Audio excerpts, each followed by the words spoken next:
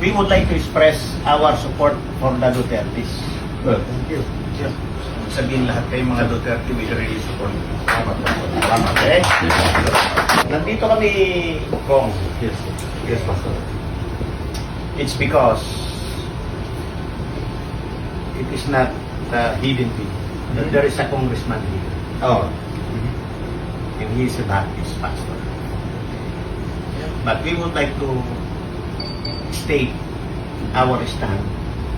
Maybe we have a common doctrine, Okay. but not political. Therefore, we are not in unity with his political stand, whatever he is doing. Okay. We respect that. Okay.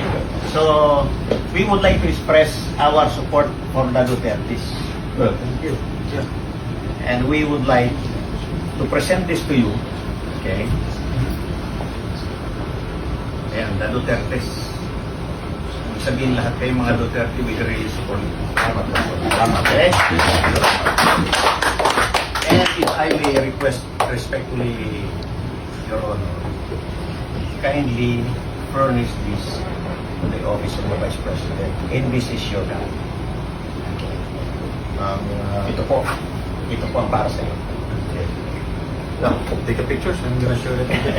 Halika kayo dito sa may ito, kumuha tayo. Pastor Benny Aragon po from Pangasinan. Saan sa Pangasinan? Turo niyo. Tayog. Dr. Elmer Maraso, Mangaldan, Pangasinan po. Mangaldan. Pastor Arboleda po. Taga Davao, sir. Bisaya. Bisaya. Bisaya man di ay. Bisaya kayo.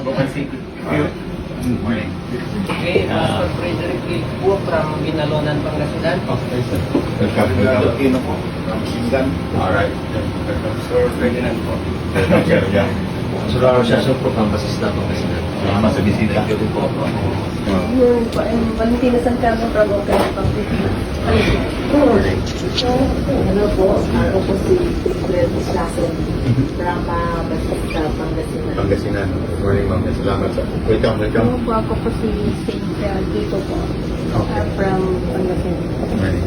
Good morning, sir. Morning, ma'am. Stella Aragon from San Nicolas po.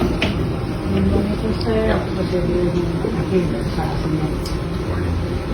Po sir, ako po si Sister Lorna Serrana, tawag kami. Okay. Okay, yung dalawang taga Rizal, halika kayo dito. Kailangan kayo ni Napangkin. Morning.